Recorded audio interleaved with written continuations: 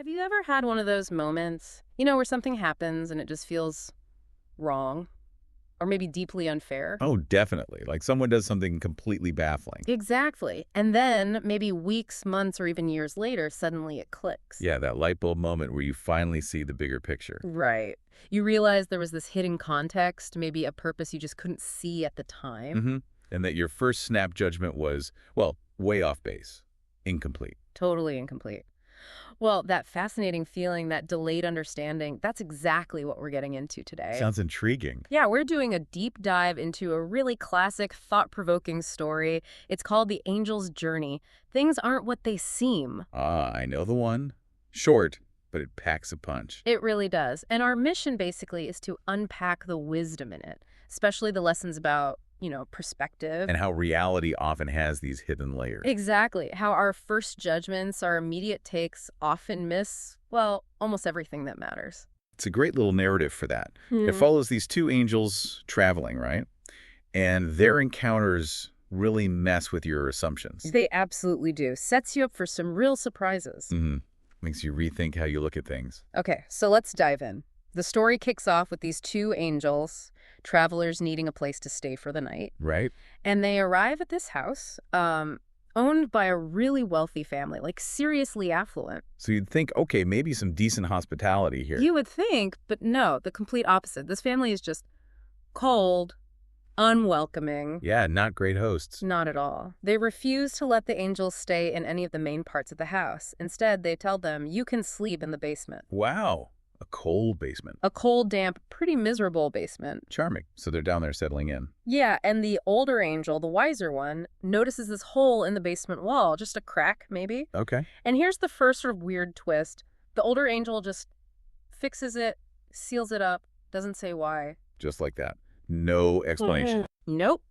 And the younger angel is understandably confused, asks, why'd you do that? What was the point? I mean, fair question. Totally. And the older angel gives this reply, and it becomes the theme for the whole story.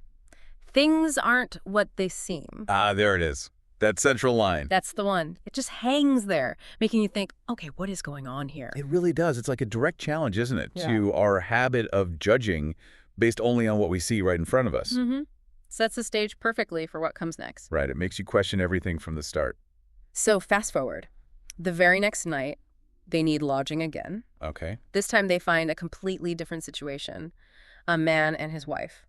Very, very poor. Okay, so the opposite end of the spectrum. Totally. Poor in terms of stuff, possessions, but incredibly rich in, spirit, hospitality. Ah, lovely people. Just wonderful. They have almost nothing, but their first instinct is just share everything. That's really something. They give the angels the little food they have, and then they insist that the angels sleep in their own beds. Wow. So the angels can rest properly. That's real generosity. Incredible generosity. Such a stark contrast to the night before. Night and day. Yeah, From cold wealth to this just profound selfless kindness. exactly. But then the morning comes. Oh. Yeah. The angels wake up and they find the husband and wife just weeping in tears. Oh, no. What happened? Their only cow, the cow that was basically their entire livelihood, their source of income, it's dead, lying dead in the field. Oh, that's devastating for them. Just awful. It's crushing. And you can imagine the younger angel, right, just completely floored. I'd be thinking, what is going on? Seriously, how do you make sense of that? The rich, rude guy gets his wall fixed, maybe even improve things for him somehow. Seems like a reward. And this incredibly kind, poor family who gave everything they had, they suffer this terrible loss, while the angels are right there. Yeah, it feels so backward, so Yes. unjust. What's the natural human reaction there? You'd be looking for answers, right? You'd be demanding them, questioning the fairness of it all. Hmm. Our brains want things to make sense, to follow some kind of logic. Especially when it looks like bad things are happening to good people. Exactly. And when things defy that, especially when they seem so unfair, we need an explanation. And what does the older angel say this time? Well, again, he starts at that same line. Things aren't what they seem. Okay, but surely there's more this time. Yes. This time, he gives the explanation. He provides the context. Ah, fine. And it completely flips the script on both nights. It shines a totally different light on what actually happened. Okay, I'm listening. This is the core of it, isn't it? This is it. So the older angel explains, remember that cold basement? Yeah, with the hole in the wall. Right. Well, it turns out the older angel realized there was gold hidden inside that wall, a hidden stash of treasure. No way. Hidden gold. Yep. But the owner, the rich guy, he was described as, rude and unwilling to do good, basically greedy and selfish despite his wealth. Okay. So the older angel sealed the wall specifically to keep that treasure hidden from him, to make sure that someone so undeserving would never find it. Wow. Okay, that changes everything about the first night. Yeah. It wasn't helping him at all. Not at all. It was actually preventing him from gaining even more unearned wealth. It was almost like a protective act, but not for him. Okay, got it. So what about the poor family, the cow? That still seems tragic. Right. So the older angel explains that later that night, after the family was so kind, the angel of death actually came for the wife. What? Came to take her life? Yes, but the older angel intervened, made a sort of bargain, you could say. He offered the angel of death the family's cow instead of the wife. Whoa. So the cow dying. The cow dying saved the wife's life. That reframes it completely. What looked like a terrible random tragedy was actually a sacrifice. Yeah. An act of salvation. Exactly. The loss of the cow was obviously a huge blow, economically devastating for them, but it was a direct trade for the woman's life. That's profound. It really turns your assumptions upside down. Completely.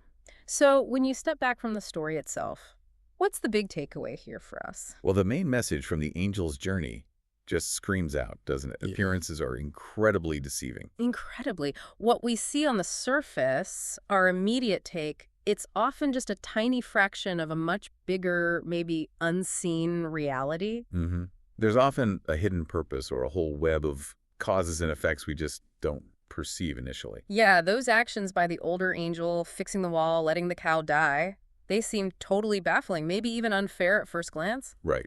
Completely illogical. But they were deliberate, calculated even, and ultimately they were beneficial, even if it didn't look that way at all in the moment. It really forces you to question those knee-jerk reactions, doesn't it? That rush to judgment. It absolutely does. And the way the older angel sums it up at the end, that really hits home too. What was the final explanation again? He says basically, we never know everything. And even if you have faith, you still need to inspire confidence that everything that comes is for your benefit. And you will understand this over time. You will understand this over time. That resonates, doesn't it? So much. It connects directly to our own lives, right? All the complexities, the challenges we face. Yeah, we often struggle so hard to understand why things happen, especially the bad stuff, the unfair stuff. We really do.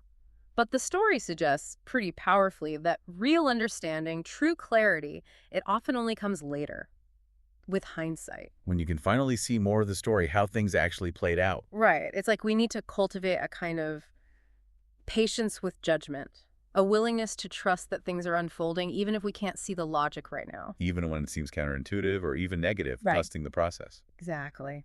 And the story leaves us with that really beautiful, almost poetic final thought. The bit about people coming and going. Yeah. Some people come into our life and quickly leave. Some become our friends and stay for a minute.